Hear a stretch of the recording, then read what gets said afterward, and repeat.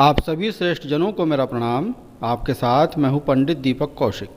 शमी और मंदार सनातन मतावलंबियों के लिए पवित्र एवं पूजनीय वृक्ष हैं। भगवान श्री गणेश और महादेव जी की आराधना तो इनके साथ ही पूर्ण मानी जाती है। इसका कारण शमी और मंदार को विघ्नहर्ता भगवान श्री गणेश से प्राप्त एक वरदान है, जिसकी चर्चा श्री गणेश पुराण के क्रीड़ा कांड में वर्णित कथा में की गई है। वह कथा कुछ इस प्रकार से है। एक बार देवर्षि नारद जी तीनों लोकों में स्वच्छंद विचरते हुए स्वर्गलोक में देवराज इंद्र के पास जा पहुँचे। देवराज इंद्र ने नारद जी का यथोचित स्वागत किया और वार्तालाप के क्रम में देवराज इंद्र ने देवर्षि नारद जी से औरव ऋषि की कथा सुनाने का आग्रह किया और नारद जी ने इसे सहर्ष स्वीकार भी कर लिया और इस प्रकार उन्होंने कथा सुनाना प्रारंभ किया।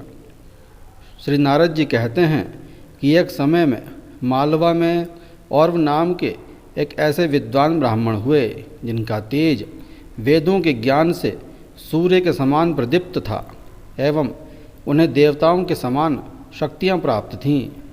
विवाह के बहुत वर्षों के बाद उनकी पत्नी ने एक अत्यंत सुंदर पुत्री को जन्म दिया, जिसका नाम शमी रखा गया।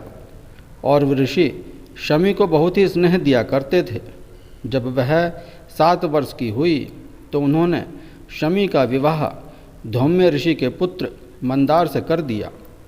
विवाह के समय मंदार शौनक ऋषि के आश्रम में रहकर शिक्षा प्राप्त कर रहा था। अतः विवाह के पश्चात शमी को उसके माता पिता के पास छोड़कर अपनी शिक्षा पूरी करने के लिए पुनः शौनक ऋषि के आश्रम में चला गया। जब मंदार और शमी पूर्ण यौवन को प्राप्त हुए तब मंदार अपने ससुराल गया और शमी को विदा कराकर पुनः शौनक ऋषि के आश्रम की ओर वापस चल पड़ा। रास्ते में एक महान तपस्वी ऋषि भृशंडी का आश्रम पड़ता था, जो कि भगवान गणपति के अनन्य भक्त थे। अपनी तपस्या से उन्होंने भगवान श्री गणेश को प्रसन्न किया था, जिन्होंने ऋषि को यह वरदान दिया था कि श्री गणेश की तरह ऋषि भृशंडी भी अपने कपाल से सूंड निकाल सकते हैं। जब शमी और मंदार भृशंडी के आश्रम के पास पहुँचे तो उन्हें भगवान श्री गणेश की तरह सूंड निकाले देखकर दोनों को हंसी आ गई। इस पर ऋषि भृशंडी बहुत ही क्रुद्ध हो गए और कुपित होकर उन्होंने दोनों को श्राप दे दिया कि तुम दोनों वृक्ष बन जाओ, ऐसा वृक्ष कि जिसके पास पशु पक्षी भी न आएं, और हुआ भी ऐसा ही। मंदार ऐसा वृक्ष बना जिसकी पत्तियां कोई पशु नहीं खाता और शमी ऐसा वृक्ष बनी जिस पर कांटों की अधिकता के कारण कोई भी पक्षी शरण नहीं लेता है। कई दिनों पश्चात भी जब शमी और मंदार ऋषि शौनक के आश्रम नहीं पहुँचे तब ऋषिवर उनकी खोज में निकले। पहले वे शमी के पिता और वो ऋषि के घर गए। वहाँ उन्हें न पाकर उनको खोजते हुए शौनक जी भृशंडी ऋषि के आश्रम पर आए, जहाँ उन्हें सारे वृत्तांत की जानकारी हुई। उन्होंने भृशंडी ऋषि से दोनों को श्राप मुक्त करने का अनुरोध किया, किंतु ऋषि भृशंडी ने इसमें अपनी असमर्थता व्यक्त कर दी।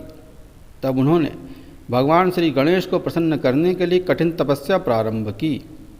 उनकी तपस्या से प्रसन्न होकर भगवान गणपति 10 हाथ ऊंचे सिंह पर आरूढ़ हो प्रकट हुए। भगवान श्री गणेश ने उन्हें वरदान मांगने को कहा।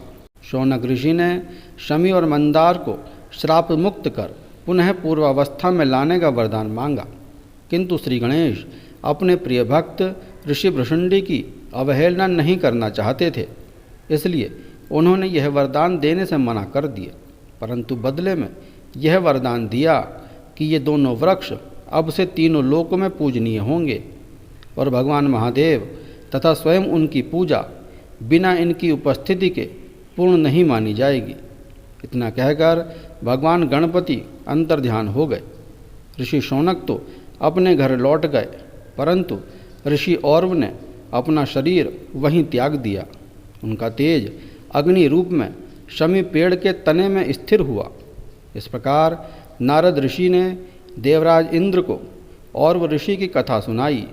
यही कारण है कि आज भी भगवान महादेव जी और श्री गणेश जी के मंदिरों में हवन से पहले शमी की लकड़ियों को घिसकर अग्नि प्रज्वलित की जाती है और उसमें आहुतियाँ डाली जाती हैं। बिना मंदार पुष्प और शमी पत्रों के भगवान शिव एवं गणपति महाराज की पूजा पूर्ण नहीं मानी जाती।